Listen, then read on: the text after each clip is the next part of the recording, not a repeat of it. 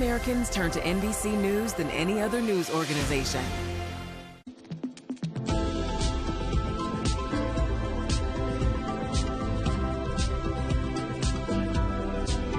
This program lineup is brought to you by Vision Express.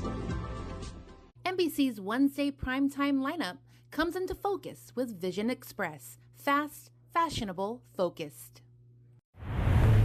KUAM TV8, first on Guam. KUAM News headlines are presented by Calvil's Insurance, protecting Micronesia for 85 years. Matson and the Adai Itano program. Apply at matson.com. Cars Plus starts something new sales event going on now with up to 20% off on Jeep Gladiators. Get to Cars Plus today. And McDonald's of Guam, I'm loving it.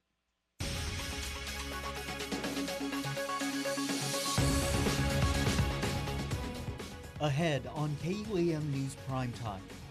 Attorney General Doug Moylan weighs in on his office's investigation into the $2.8 million in unauthorized overtime. I'm Nevaeh Anderson with the report coming up. The governor has fired 2 Chamorro Land Trust commissioners, saying she needs people who will support her and her administration. This as she pushes forward with her hospital agenda. Mitsuki Hirayama with the details.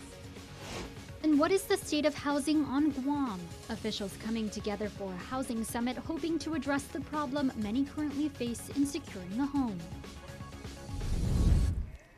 Hafa day and good evening. Happy Lunar New Year. Welcome to KUAM News Primetime. I'm Nick Delgado. And I'm Destiny Cruz-Lingus. Thank you so much for making us a part of your day. Well, that's an investigation now underway looking into Guam Homeland Security Office of Civil Defense. Public Auditor B.J. Cruz and Attorney General Doug Moylan meeting Tuesday over the audit that found millions of dollars in questionable overtime. We knew this meeting was going to happen after the public auditor told senators about it during last Friday's oversight hearing. Both elected leaders coming together to determine the possibility of corruption at Guam Homeland. Nevaeh Anderson joins us in studio with details. KUAM confirms there is a criminal investigation underway regarding the Guam Homeland Security Office of Civil Defense's unauthorized overtime payments. Guam's public auditor Benjamin Cruz and Attorney General Doug Moylan meeting Tuesday to discuss whether corruption or fraud played a role in the payments. The investigation will now focus on if any staff involved could face prosecution. AG Doug Moylan spoke with KUAM ahead of the meeting, sharing what he thinks could happen next. This is, again, another problem of this administration, this governor, and how her cabinet has been conducting itself. This is where people go to jail, Nick. And unfortunately, I don't like saying this, but this is what the Office of the Attorney General is tasked with doing the unpleasantries of prosecuting individuals because they fail to follow the law. Speaking with KUAM today, AG Moylan confirms that his office has received reports from the Office of Public Accountability. Moylan telling KUAM there are, quote, active ongoing criminal investigations. He adds, I recommend that all government officials check their position descriptions to confirm if they are certifying officers. If they release or authorize expenditure of taxpayer monies, they better be sure it's clearly authorized under Guam law. The public auditor and the AG did not provide further details on the investigation. Nevaeh Anderson, KUAM News. Governor Lulian Guerrero isn't letting anyone block her from fulfilling her hospital agenda. She recently fired 2 Chamorro Land Trust commissioners and even admits to thinking about appointing a special attorney general. Mitsuki Hirayama has the details. I've been trying to get a hold of him for over a week. Left messages on his phone, did not return my call. Disagreements mounting between the governor and the Chamorro Land Trust Commission. When the governor calls you to discuss a serious issue, you know, you make time for that. Governor Lulian Guerrero recently firing 2 Chamorro Land Trust commissioners, Johnny Banas and David Herrera. I wanted members that are committed. And with John Ibanez, I was trying to get a hold of him for over a week because I wanted to sit down with him to talk about issues at CLTC. Dave Herrera actually, you know, I thank him for his service, but I also wanted someone with, you know, bigger perspective and fresher ideas and able to move. She says she needs commissioners who are going to work with her and her administration. The dismissals are related to her hospital agenda. Commissioners apparently not on the same page as the governor in her push to return the old Guam Memorial Hospital land to the Perez family. The Oka Point, the EPA point, has been in the inventory of CLTC for over 30 years. That is prime property. Nothing's been done with that property. Nothing. Or in her pick for CLTC's administrative director.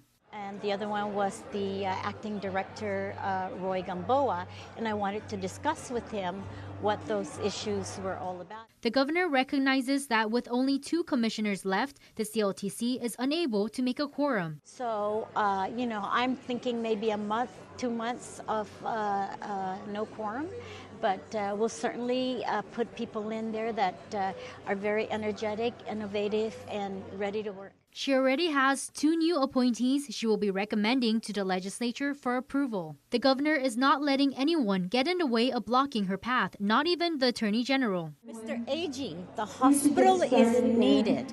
The community needs this. I need you to be on board with this.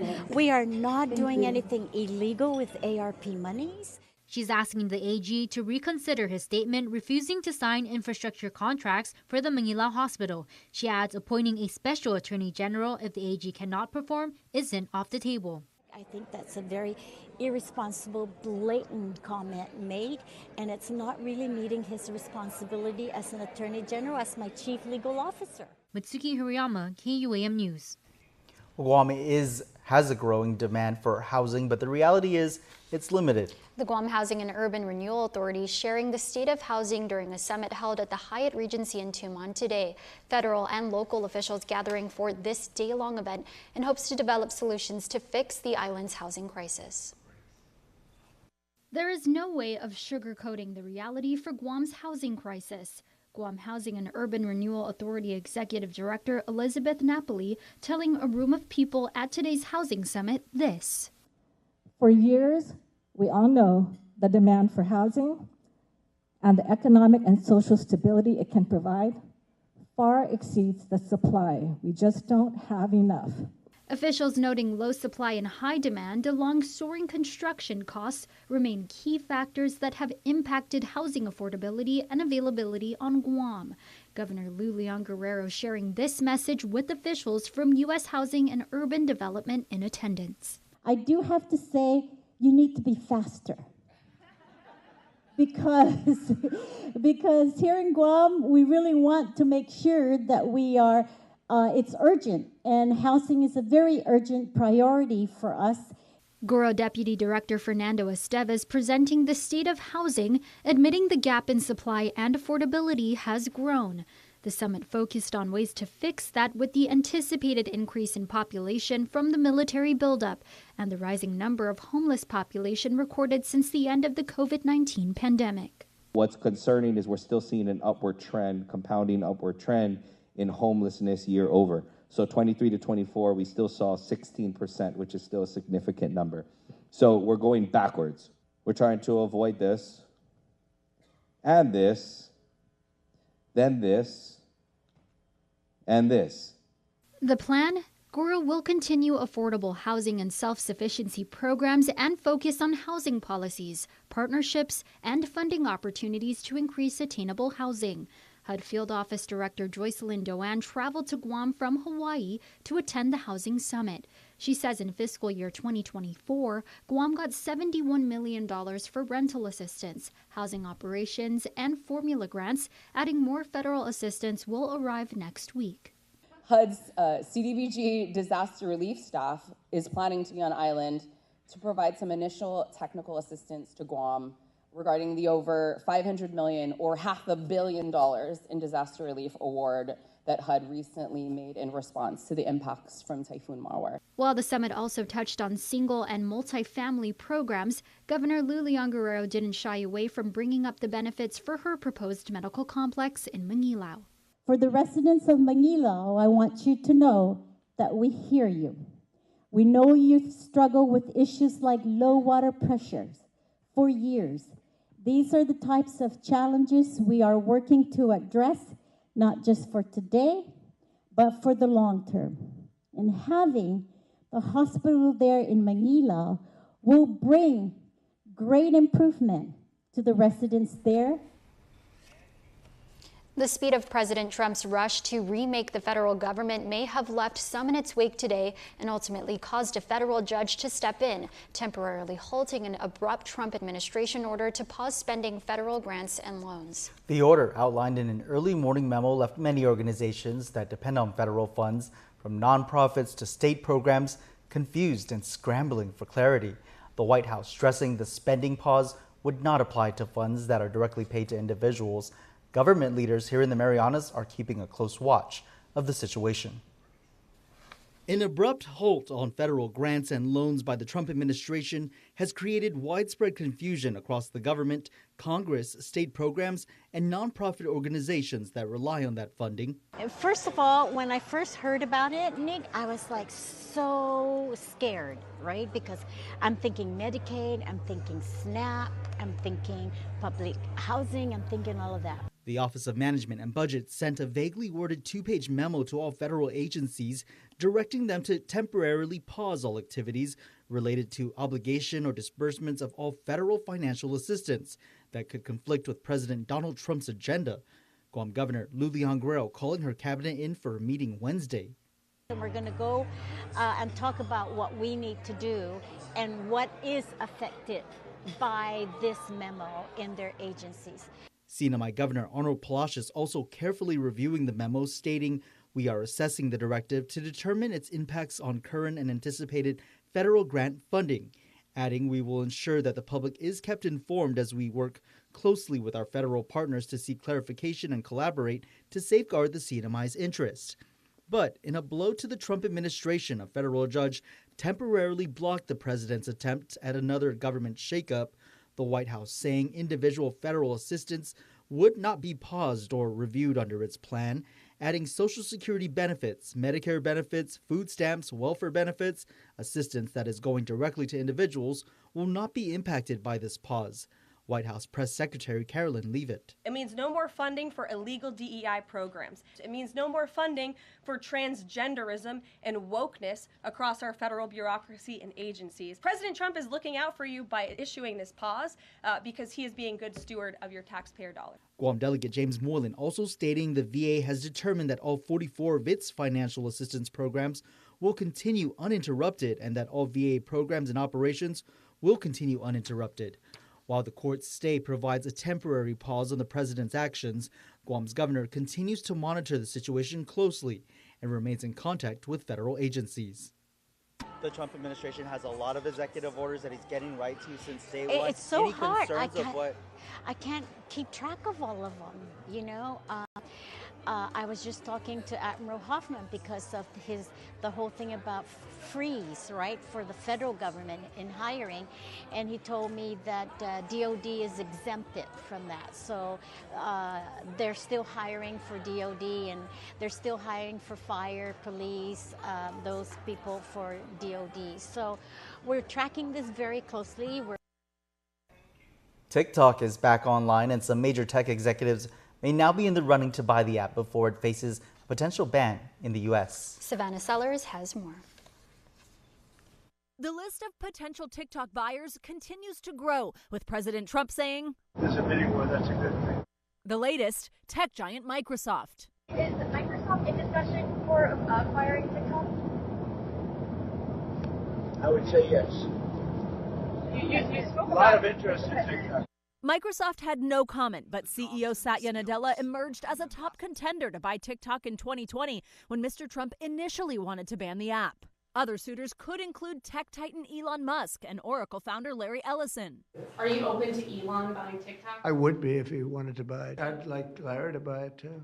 Musk notably has not commented on rumors he'd make a bid. Ellison's Oracle already stores TikTok data. Mr. Trump signing an executive order last week, pausing a ban on the app from taking effect for 75 days, while his administration explores a potential sale or investment, later saying it could happen within 30 days.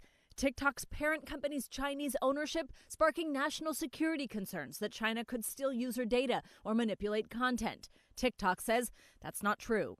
Those concerns echoing around another Chinese-owned app climbing the charts, DeepSeek, an AI chatbot now on the White House's radar. As for the national security implications, I spoke with NSC this morning. They are looking into what those may be. DeepSeek notes in its privacy policy it collects user keystrokes and stores that information on Chinese servers. Guam Delegate James Moylan congratulates Secretary Pete Hegseth on his confirmation as the new Secretary of Defense. Moylan noting what Hegseth said during his confirmation process, recognizing the strategic importance of Guam. Hegseth took questions from reporters outside the Pentagon earlier this week. Every moment that I'm here, I'm thinking about the guys and gals in Guam, in Germany, in Fort Benning and Fort Bragg, on missile defense sites and aircraft carriers. Our job is lethality and readiness and warfighting. We're going to hold people accountable. Congressman Moylan stating having a Secretary of Defense who will prioritize the safety and well-being of my constituents and for the islands surrounding the Pacific is non-negotiable. I sleep well at night knowing that the Trump administration has chosen the right man for the job. As both a member of the House Armed Services Committee and the Vice Chair of the RSC's National Security Task Force, I look forward to working with him and the incoming Department of Defense leadership. And Congressman Moylan is requesting President Trump include Guam's shores in the executive order where he declared a state of emergency at the southern border. In a letter to new Secretary of U.S. Department of Homeland Security Kristi Noem, Moylan asking for her assistance in addressing the border deficiencies in Guam and other U.S. Pacific territories. The delegate stating, with strong ties to many prominent mafias in every continent, the most notable example being the triad from the PRC, this connection and trade are used to produce highly addictive and deadly drugs like fentanyl and methamphetamine. Unfortunately, a leg in this trafficking route is Guam. While the southern border has been the priority of the Trump administration, and rightfully so, I urge you to also recognize the threat hidden in the Pacific by providing more DHS personnel, resources, and equipment for Guam. Guam's Attorney General Doug Moylan is doubling down on his request to have the governor conduct 100% inspection of containers at the Port Authority of Guam. The AG alleged that the source of where drugs are being smuggled into the island is the port. The administration has pushed back on the AG's request, noting the delays it would cause in commerce coming onto the island. Tonight on The Hub, where America's stories begin, KUAM joins officers with Guam Customs and Quarantine to see what goes into inspecting a container that arrives at the port. Watch The Hub tonight, immediately following primetime. Well, time for a quick break. Keep it here. You're watching KUAM.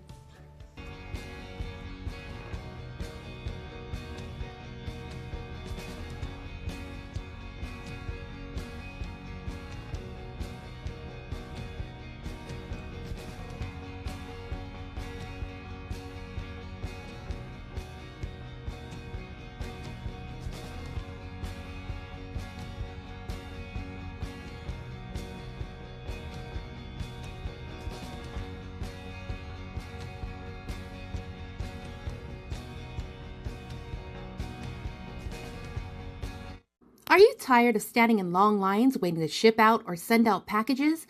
GU Mail is here for you. Visit their friendly staff in Harmon next to McDonald's. We offer private mailbox service with package notification via email or WhatsApp. Shipping from DHL, FedEx, UPS, and USPS. We also offer shipping and freight service, packaging supplies, printing, and copy available. Need notary public service? Call us at 671-648-7867 to schedule an appointment today. GU Mail, here for your convenience. NBC's Wednesday primetime lineup comes into focus with Vision Express. Fast, fashionable, focused. KUAM TV8, first on Guam.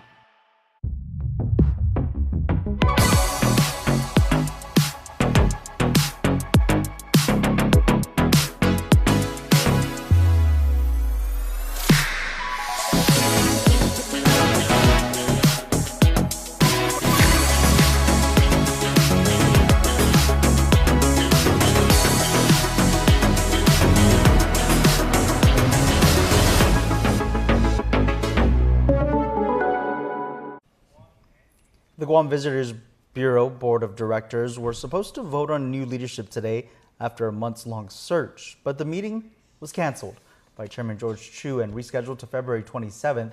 This according to GVB's Public Information Officer Lisa Berdalio. GVB has been looking for new leadership after former President and CEO Carl Gutierrez resigned last November. The GVB board met with the interim search committee last week, who recommended former Senator Regine Visco Lee as president and CEO and Island Beverage General Manager E.J. Calvo as vice president. Lee ranked top for the position to lead the bureau. This comes as GVB works to implement their tourism recovery plan to boost visitor arrivals. Turning our eye on crime, a drug defendant who led police on a brief chase is back in prison after being caught with meth. 28-year-old Brittany Aralo is charged with possession of a Schedule II controlled substance, eluding state. Aralo refused to stop for police midday Tuesday, leading them on a chase and driving into a jungle area before sideswiping a patrol car. Officers were forced to pull her out of the car and took her into custody. Documents note she was arrested in 2024 on drug possession charges. Thousands of dollars in bad checks lands one man in prison. 24-year-old Patrick Saliva is charged with theft by deception and non-sufficient funds check. Court documents state the defendant made about $6,000 in purchases and deliveries from December 22nd to January 1st. The checks apparently never cleared due to insufficient funds. The alleged victim was eventually forced to report it to police. Saliva allegedly admitted to police he knew he did not have the money, but still wrote the checks to the victim. He was released on a $2,000 bond. A woman is arrested in connection to a burglary reported at a Dedera home Tuesday morning. 31-year-old Emery Aguero is charged with burglary. Court documents state the homeowner spotted Aguero rummaging through her pantry. Aguero allegedly putting items into her pocket before police showed up. Aguero's bail set at $100. Well, we're already nearly a month into 2025, but in China, Lunar New Year is just kicking off. Celebrations underway overseas, here in Guam and in parts of the U.S. CBS's Tina Kraus shows us. Lunar New Year has officially arrived, and as the Year of the Snake slithers into China, celebrations are also lighting up cities across Asia and around the globe. The world's tallest building, Dubai's Burj Khalifa, came alive to mark the occasion. And the NASDAQ Stock Exchange gave a ringing endorsement of good fortune. And it's an honor for us to be able to highlight the relationship between the U.S. and China. Asian Americans from San Francisco to Boston have been prepping for the festival for weeks. You need to clean your house, you need to cut your hair, but you also need to get your decorations, you need to get your flowers, you need to get all of the things that symbolize prosperity, wealth, and renewal in the new year. Back in China, people aren't the only ones getting into the holiday spirit. A famous chimpanzee showed off some impressive cleaning skills, making his house spick and span for the year ahead before diving into a tasty treat. And some pet owners pampered their furry friends with a traditional feast. The pups savoring the abundance of a happy new year. Tina Kraus, CBS News.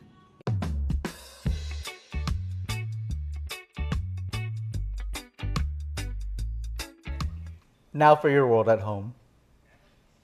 Here's a view captured from the Hoggett Bridge.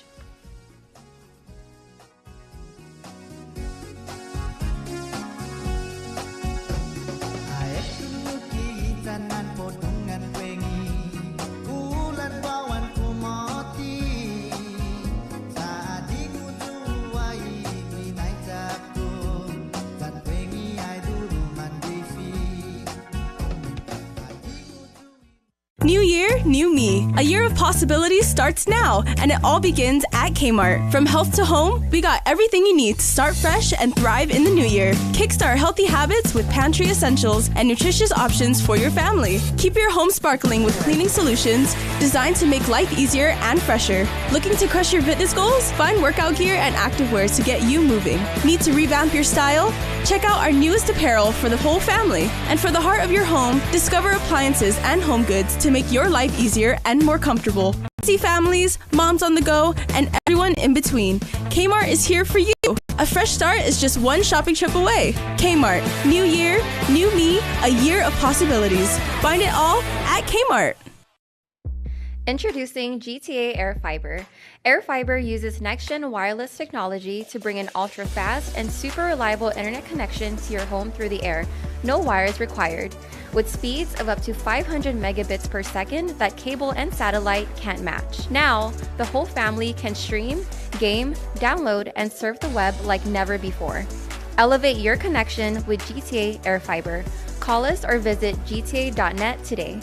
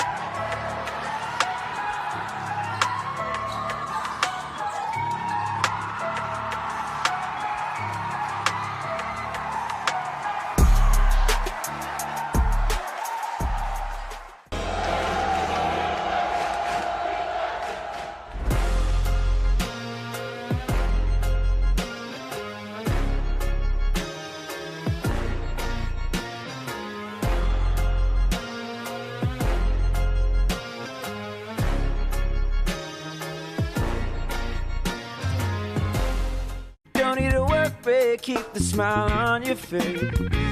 The moments you can't replace, and I'll be around. Whoa, you can count on me. You can count on me for life. Wherever life takes you, we're always here for you. Calvo's Insurance. Count on us for life. Let your people know. When it comes to the pickle to chicken ratio, some people, they playing in your face, but not the McCrispy.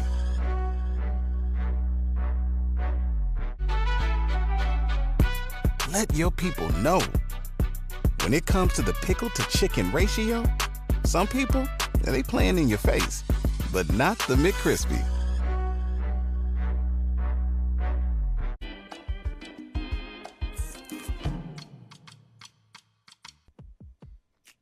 All right, everybody, laissez le beau temps rouler. That's let the good times roll. And our friends at the Guam Women's Club are having their annual Mardi Gras celebration. And this year is the 69th year they've been having it. And this year's theme is the Roaring 20s. Hey, Great Gatsby attire, I'm thinking. Hey, that's totally awesome. Check out Guam Women's Club on Instagram for more. The wonderful parish of Maina, Our Lady of Purification, is having a fiesta. Novena and Mass schedule. Make sure to check out our website to see when you can go there and pray with the good folks in Maina. It's a beautiful, beautiful church. I've been to many masses there. Really, really good community too. All right, and the Guam Fire Academy's 23rd Fire Cycle is having a fundraising event. Bring the smoke, because you know our friends down at GFD, they put that kind of stuff out, and they want to invite you to do their run and walk. It's a 5K at Ipao Beach on Saturday, the 8th. Lots of things going on. Make sure you're part of it.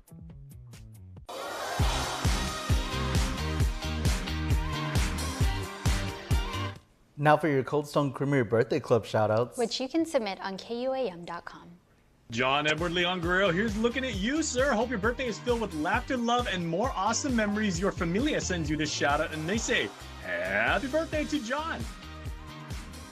And that's your primetime show. Thanks for watching. I'm Nick Delgado. And I'm Destiny Cruz-Lingus. We close out the show with the Lunar New Year celebration we captured right across our studios here in Harmon earlier today. Have a safe evening and stay beautiful.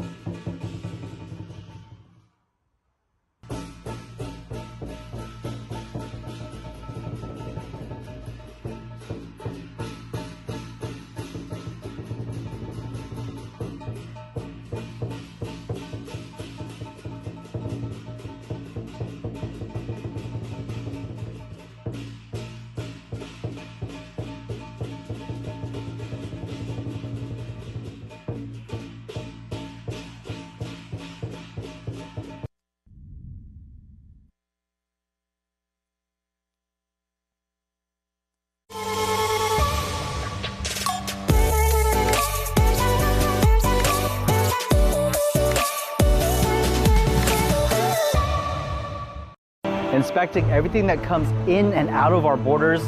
Today, I'm Nick Delgado. Welcome to the Hub, where America's stories begin. This week, we speak with Guam Customs officers as they take us along to see how the process goes to inspect just one container coming through our port. The Port Authority of Guam. We are assigned to shadow Customs Officer Yvonne Cruz. She's the operations officer at the Guam Customs and Quarantines Maritime Section.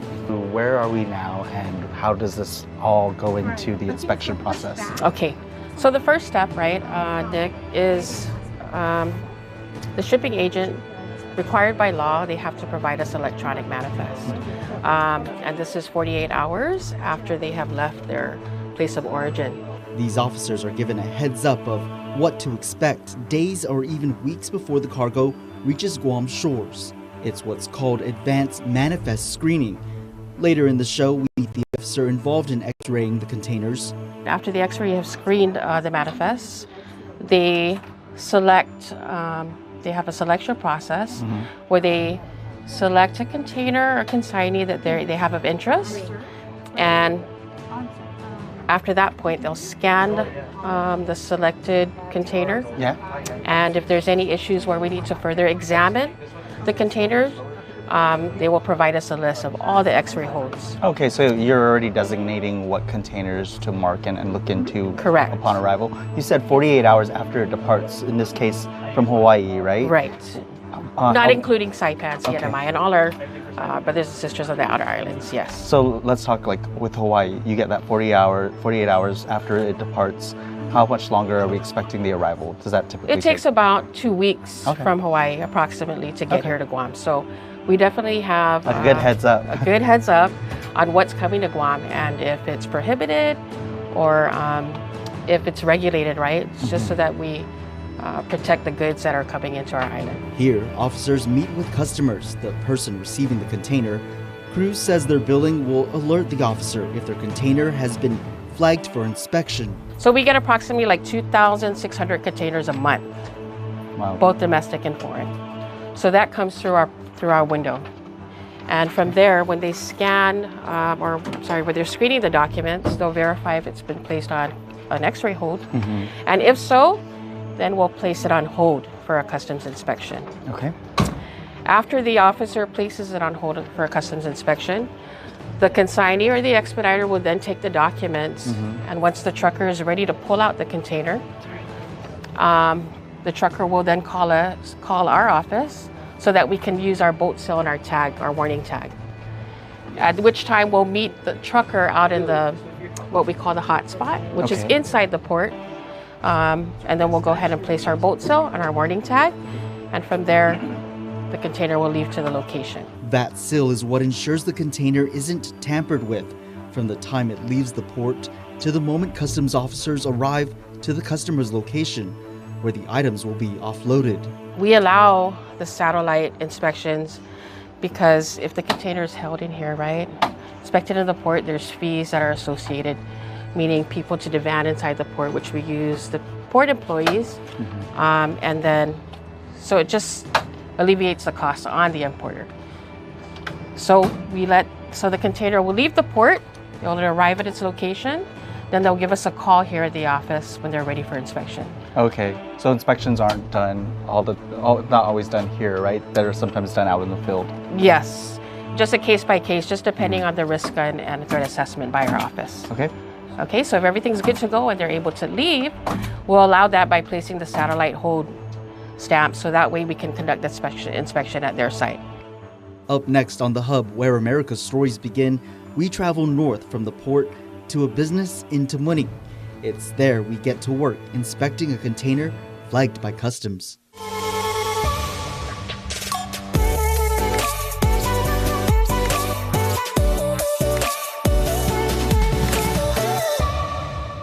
Super speed your life with Docomo Pacific Fiber Internet. Get symmetrical upload and download speeds up to 5 gigs. Get started with Fiber 500 at $145 a month, Fiber 1 gig at $215 a month, or Fiber 5 gig at $299 a month.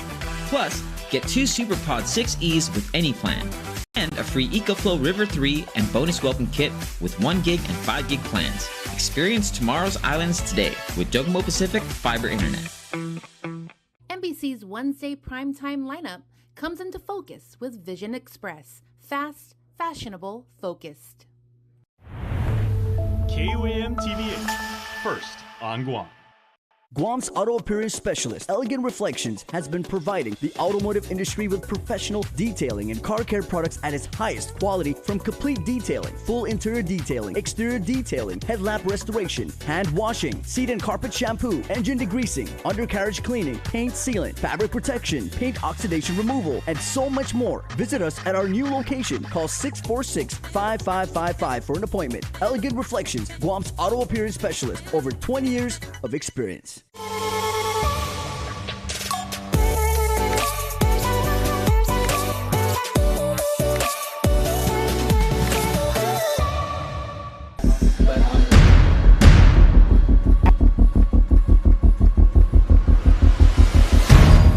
Guam Customs inspecting containers that arrive at the Port Authority of Guam. Customs Officer Yvonne Cruz meets us at the inspection site in Tamuning. So we have a document here if the container is placed on hold, and it basically tells them that what's a requirement, right, to conduct an inspection at their location. So they have 4 banners. It just kind of speeds up the process when we do an inspection, just because we have other inspections lined up, so it kind of moves quicker, right? So from here, once we get all the banners' names on the list, go ahead and proceed to the container. So from here, then we'll just go ahead and verify the seal like I showed you in the office. So we place our warning tag here. So we're just verifying on our original inspection site request form. So 98, seal number 148. Okay. And if this is still intact, we're good to go. Good to cut? Yes. Go ahead and cut the seal.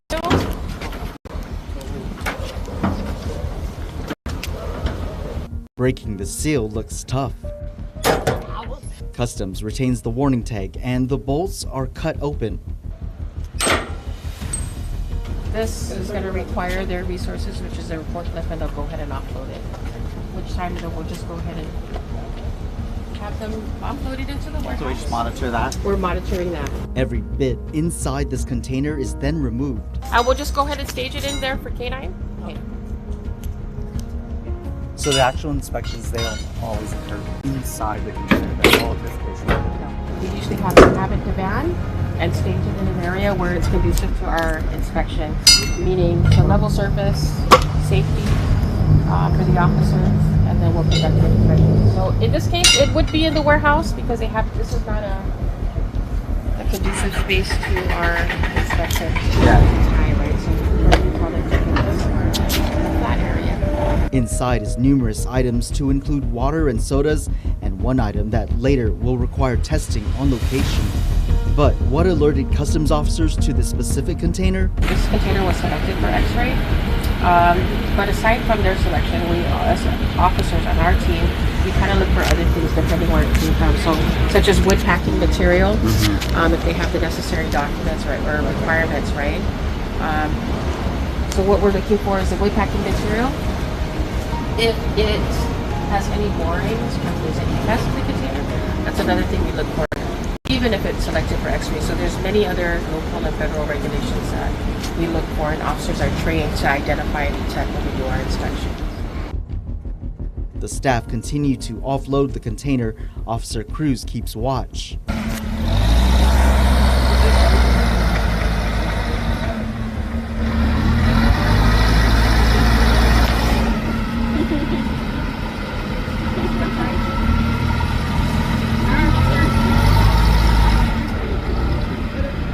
We check in with Officer Danilo Pakaigui. I've been with Customs for approximately 28 plus years. He's with the Guam Customs and Quarantine's X-ray unit. We get a look at what the X-ray captured for the container we will inspect. So what are we looking at here? So the image we're looking at is from a scan, an X-ray scan that we did. Basically, the container we're conducting the inspection on, this is the scan that we're looking at. Wow. So with this X-ray van, we're able to manipulate the colors to determine the contents inside. But as you can see, you can manipulate the colors.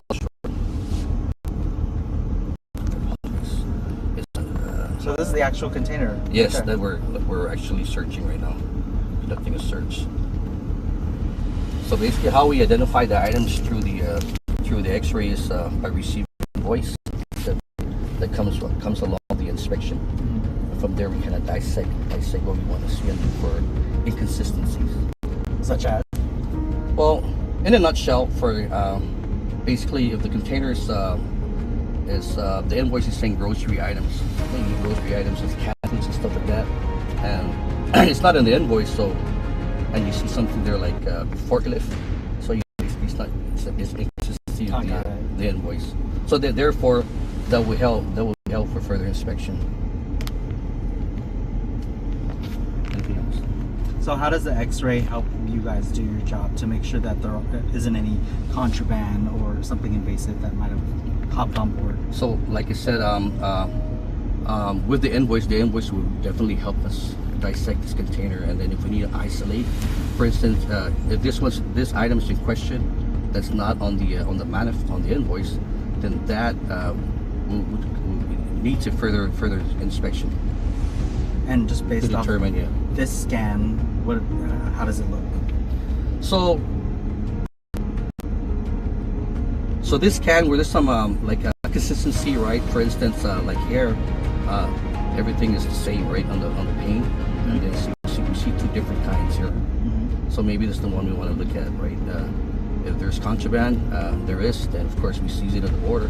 Now, if there's not a contraband, then we're good. How far in advance do you guys get to capture the X-rays of the containers? So basically what happens, we receive the manifest, the whole customs agency receives the manifest. We review it and we select certain consignments for X-ray. From there on, the port of authority will stage the containers that's selected. And then once complete, then we come down and conduct our scannings. So aside from inconsistency, we're looking at also like the temperature of the contents, or? Yeah, because of this temperature, we're looking at reefer containers. That's reefer containers that's mostly with perishable items. But certain containers, let's say for hazmat materials, of course they need their placards on the containers, saying what kind of hazmat it is. How common is it for you to find inconsistencies or contraband? Because that's the reason that you guys are out here, right? Yeah, it's verify. When I say pretty much that we've been experiencing is just they're consistent. They're consistent. They're giving the invoice and what they're declaring based on the X-ray scans of what we're seeing on the X-ray. So of course that doesn't need any further inspection. However, if the scans are good, but if the sign comes to the window and they see any other inconsistency with the documents, then it's gonna prompt an inspection. It's flagged. Yeah, it's flagged. Okay. Customs is unable to say exactly what those inconsistencies may be. This is to prevent anyone from trying to conceal contraband inside the shipping container. Next, on the hub, where America's stories begin. Do you think it's possible to inspect every single container that comes through the port? Officer Pakaigui's response coming up. And after about an hour on site, the container is finally cleared. We captured the canines sniffing it out.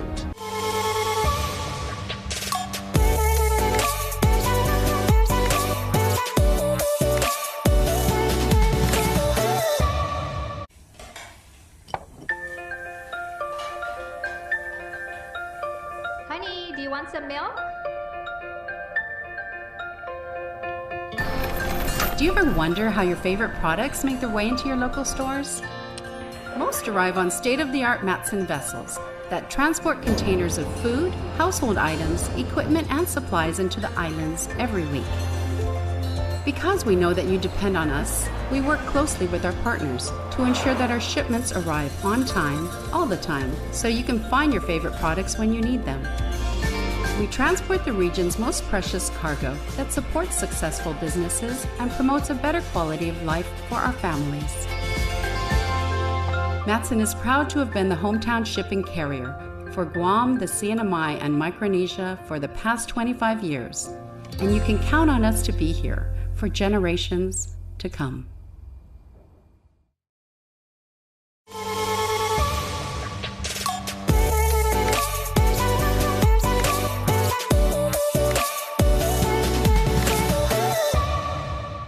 Inside Guam Customs and Quarantine's X-ray unit, we wait with Officer Danilo Pakaigui and Guam Customs Public Information Officer Alana Chargla-Weissen until the container is cleared out. Do you think it's possible that comes through the port? If we do have the manpower, equipment, it could be possible.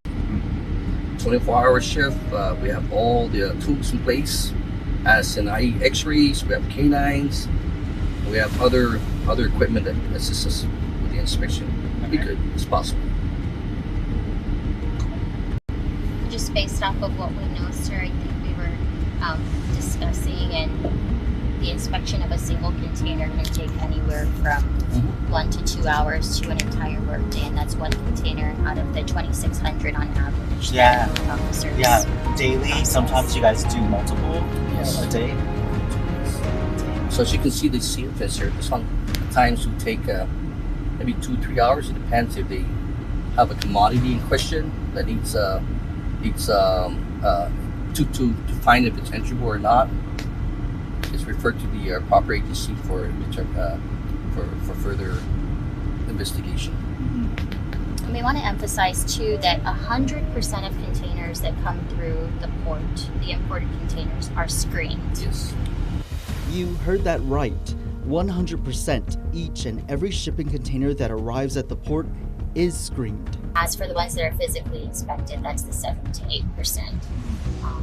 And that again is based off of certain indicators in intelligence, the review of, or looking out for any patterns that might exist and inconsistencies, like they said, and that will all initiate further steps into the inspection process. Meantime, Officer Cruz continues monitoring the final remaining items being taken out of the container. You want to step in? Sure. Yeah. Can you just step in real quick and then...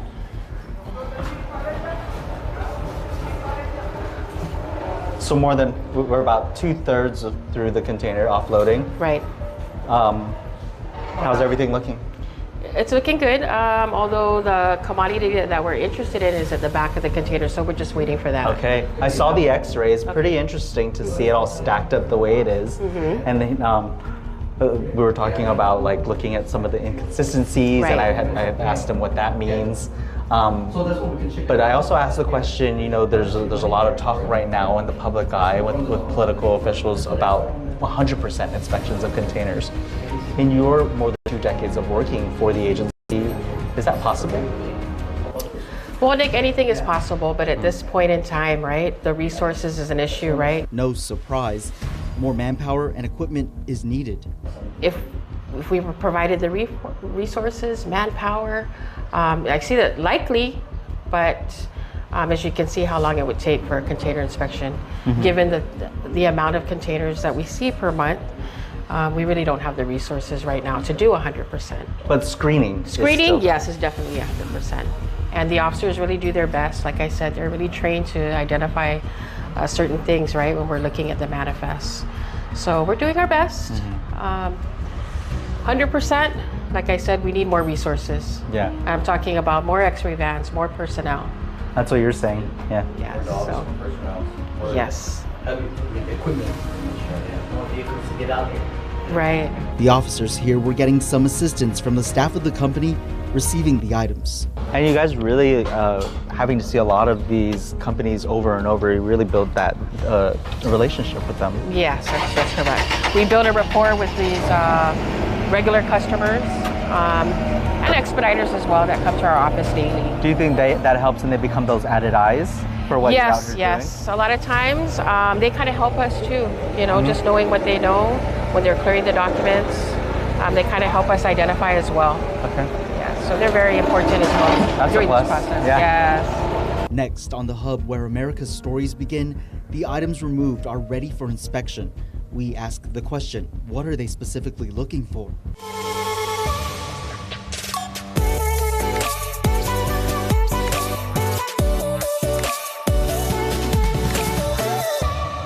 For 25 years, Cars Plus has been more than just a place to buy a car. When we opened our doors, our mission was clear: build lasting relationships and ensure every customer drives away with confidence. As a family business, we nurture our employees, passing down values of integrity and respect.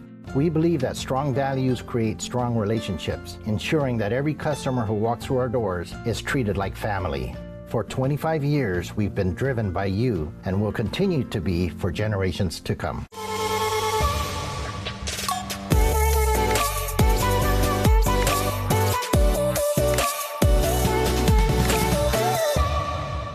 All right, so most of the items have been offloaded. We have the items that were in question. Now what? So what we're going to do is go ahead and proceed into the warehouse, and we're going to inspect the items and actually have the dog unit run the items. All right, let's do it. They're doing the search now, so they can just catch them. Okay.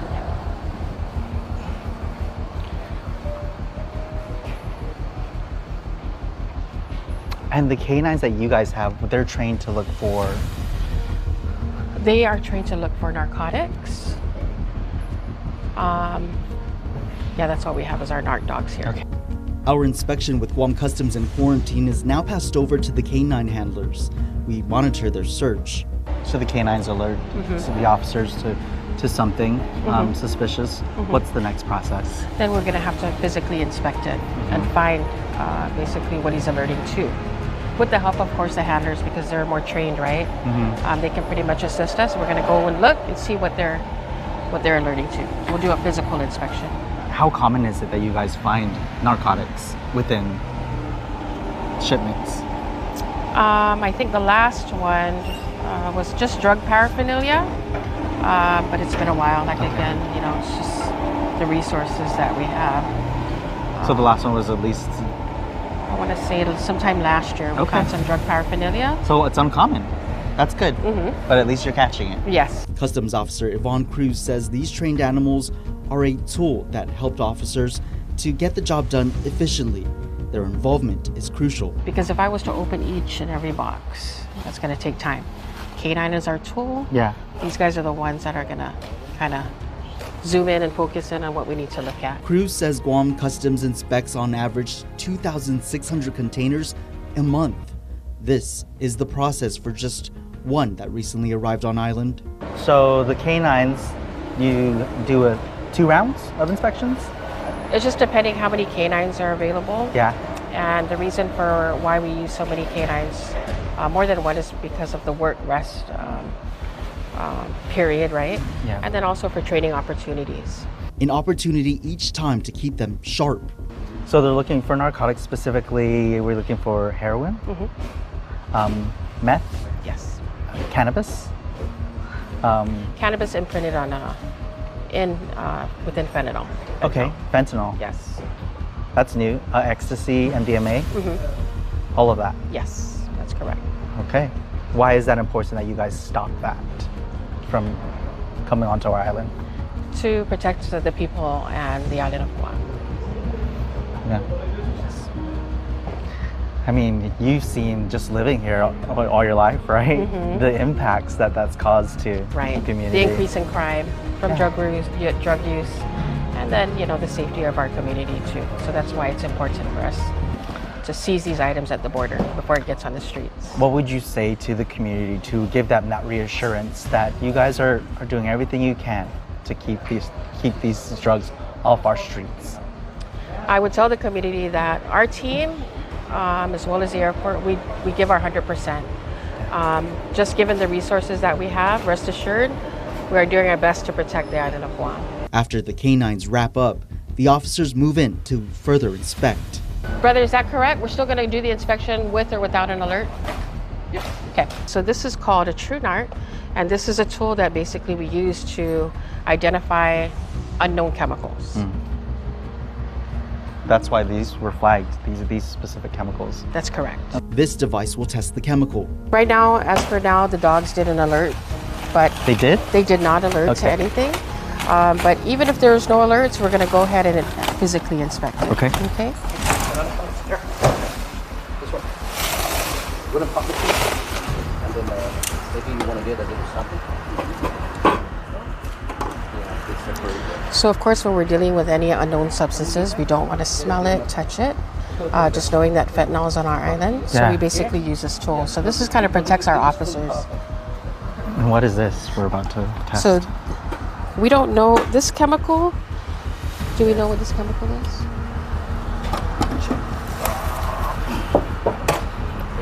Flammable liquid. So at this point, it's unknown. Okay. Okay. So we want to identify. So this TrueNarc can identify liquids, powdery substances, right? Okay. Okay.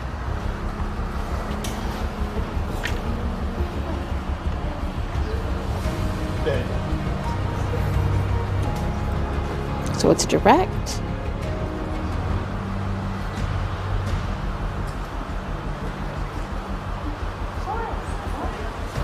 Officer Cruz holding it steady above the liquid. The scanning process took about 90 seconds to register.